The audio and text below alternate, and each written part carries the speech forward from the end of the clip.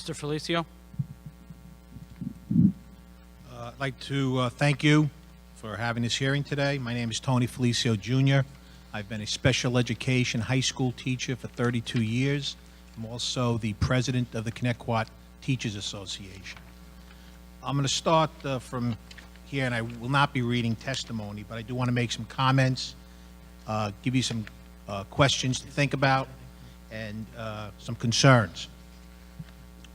I ask where this all come from. Simple answer, just follow the money trail. You'll know where it came from.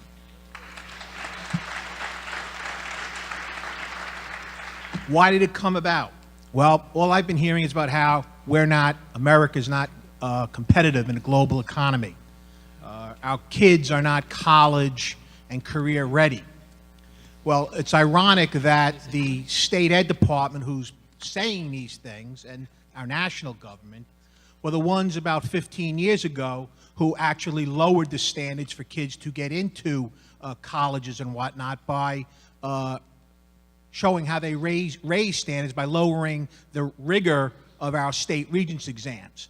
When children can get 15 questions right on the Part 1 algebra regions, okay, and not have to do another question on the exam and get regents credit, okay, there's something wrong with that. That's not raising standards. That's just making the cut score way, way down.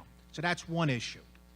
I watched the Education Nation the other day, a little bit of it, but I was honestly getting a little sick and tired of Exxon's commercials about how America ranks 17th in science and 25th in math.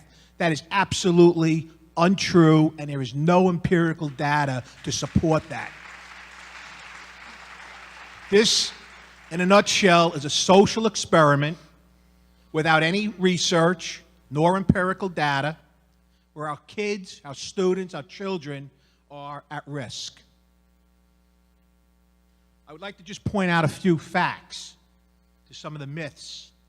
There's a claim that U.S. education ranks behind other countries based on international tests. The fact, none of the international tests used represent the overall quality of schooling, nor can they predict or explain the relationship to economic strength. According to the test makers' own explanations, they should not be used for this purpose. Fact, when U.S. schools are compared apples to apples, we are number 1 in the world.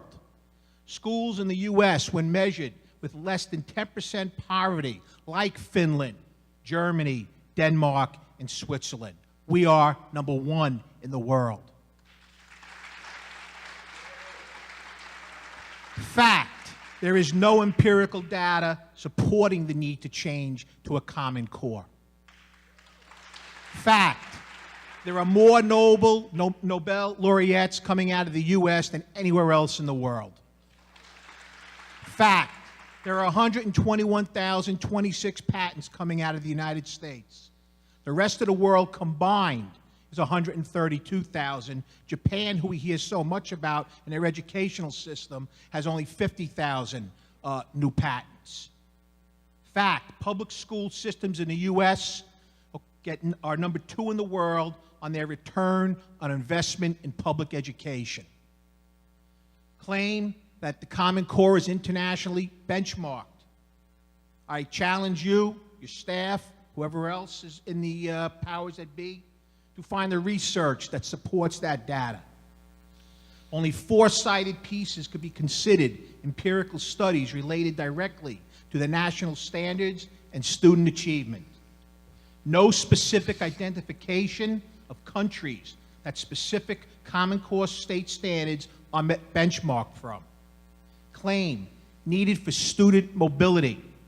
Fact, there are 50 million students in the public schools across the U.S., and their assertion that they need this so that one state to the next can have the same standards. According to the 2010 census, only 80,000 students moved between the states. That's a drop in the ocean. According to Diane Ravitch, who wrote recently Reign of Error, I recommend it be read by everyone on both sides. One, our schools are not failing. Two, our test scores are higher than ever. Three, genuine progress has been made in narrowing achievement gaps. High school dropout rates are at an all-time low. Poverty is not an excuse for ineffective teaching. Poverty is highly correlated to low achievement. Test scores are not the best way to determine teacher effectiveness.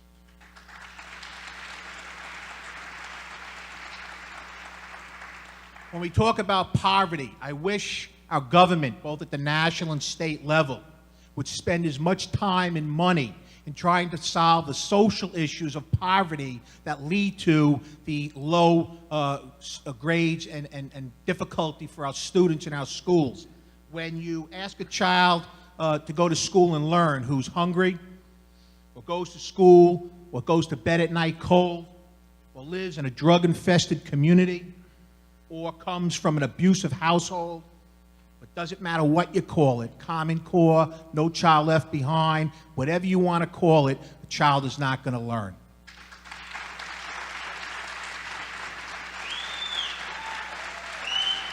And again, I'll say, follow the money. Some teacher concerns. We all know if we're going to go ahead with Common Core, which I still question if it's even necessary, is the state going to be ready to supply the school districts with the proper funding to do professional development? In a time, as some have mentioned already, with a 2% tax cap, you're asking us to do more with less, in addition to that, starting a new program. It just doesn't make any sense. So again, I would ask, does the Assembly, does the Senate, does the state have a plan as how we're going to finance that to do it correctly? Developmentally inappropriate for children, as you've heard. I'm not going to keep stating that. You've heard that enough. Timelines, completely unrealistic. Tasks cannot be implemented because teachers do not have materials. Again, it costs money. Where are the districts supposed to get it from? If the local taxpayers can't pay for it, is the state going to be willing to fund these types of things? You know, we hear so often that school districts should be run like businesses, and that bothers me, because the funny thing about school districts is the following. You hear that from people who want it to be run like a business. For example, a new program, Common Core. A company like Microsoft or Disney or Apple or any other successful corporations invest their money into training their people. We just take the Common Core, we throw it out, and wherever it lands, and no money is being supplied to make sure our teachers get professional development. That should be a #1 priority of our state government and our state education department, to train our people appropriately. There's a major concern that the powers that be, our politicians, okay, are less interested in improving student learning and more interested in political gamesmanship. Who can we blame? It's a punitive testing system. Tests are dictating the curriculum rather than the curriculum dictating the test. And another major concern that I know no one has really given much thought to. What are we going to do with our special needs population?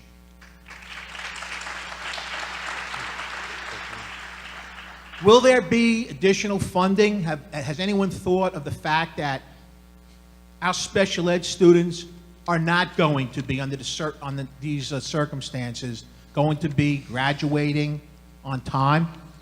That because they're legally able to stay in school to 21, that's an additional cost, because many of them will be there until they're 20, 21, that's an additional cost to the districts. Again, who's thinking about how that's going to be funded and be taken care of? And to the question of how much teacher input was actually put into the Common Core, honestly, I don't know of anybody that was asked. So, I mean, but that could have happened in other places. But nonetheless, this is directly from my assistant superintendent as of 2 o'clock this afternoon. There has been absolutely no input from teachers into the New York State curriculum because the state ed department wanted to rush this through, get this thing going, okay, and ended up hiring outside corporations and companies to write the curriculums that we are then supposed to teach outside our classrooms. So there has been no teacher input in regards to the actual curriculum being written and being used in the classrooms.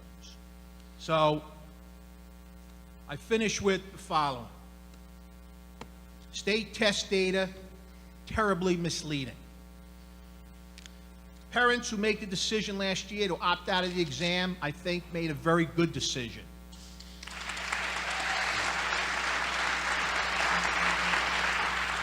You're looking at 9 hours of testing to get results that don't tell us anything more about our kids than tests that could have taken 45 or 50 minutes. That was from the superintendent of Sherwin-Wading River School District. Another, unless teachers write the tests, they won't improve anything. Diane Ravitch, September 27, 2013. Common Core in jeopardy as more states withdraw. So I ask that as our representatives, you research yourself, I'll have your staff research some of this information. Just one more comment. You know, we've been talking about this. Teachers have been bringing up these issues for a number of years now, and I expressed this at a school board meeting the other night.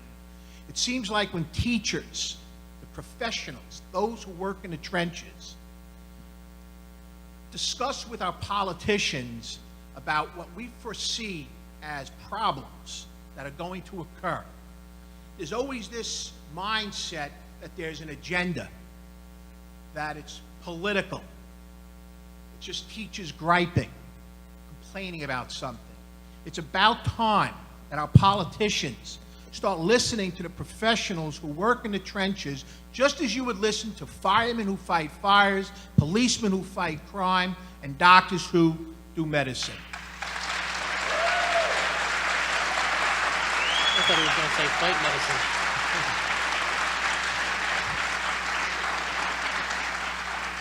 Again, thank you for listening, and I hope you take this message from everyone who's speaking today back to Albany, because contrary to what Governor Cuomo says, we are the children's best advocates.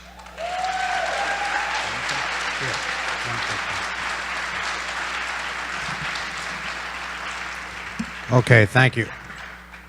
You brought up a couple points that I've been pushing. But I'm going to steal a line from, I'm sure that Superintendent Joe Reller is in the audience here someplace. Joe?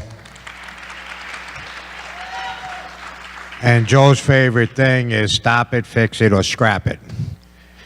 And one of the things, when you brought up, you know, and to be honest with you, the more that I read the Common Core curriculum and having that knowledge, you know, where I do have my degree in education, I shake my head. And, you know, the examples you gave about Mesopotamia, right, were one, and I'm looking at just before we started here, there were 3 of us actually with doctorates trying to figure out, first grade curriculum, how to pronounce this person's name. And I think we settled on hat, sheep, suit.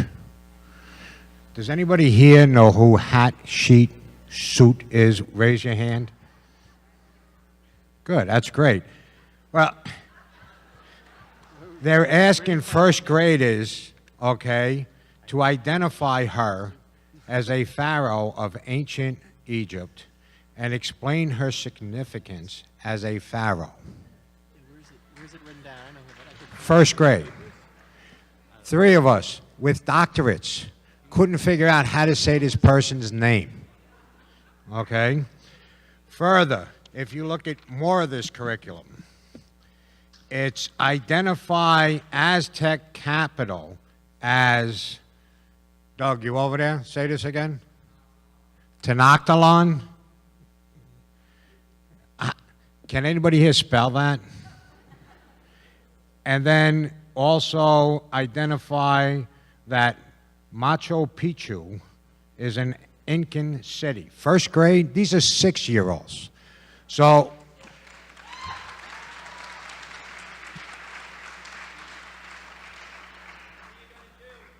well, when you say, you know, to just put off the testing, right, this is inappropriate, okay?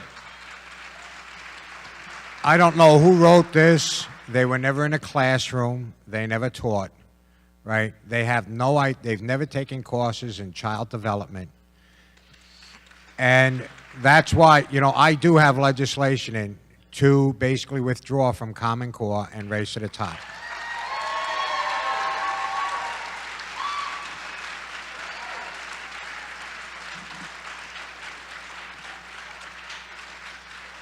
And we will not be the first state to do that, including Florida just a couple weeks ago. So, you know, I agree with you, right? We're trying to get this testimony, and basically all I'm going to say to you is keep speaking. Keep making your voice heard. And hopefully, you know, what we're trying to do here today is to send a message throughout the state that this is a problem. All right? Thank you.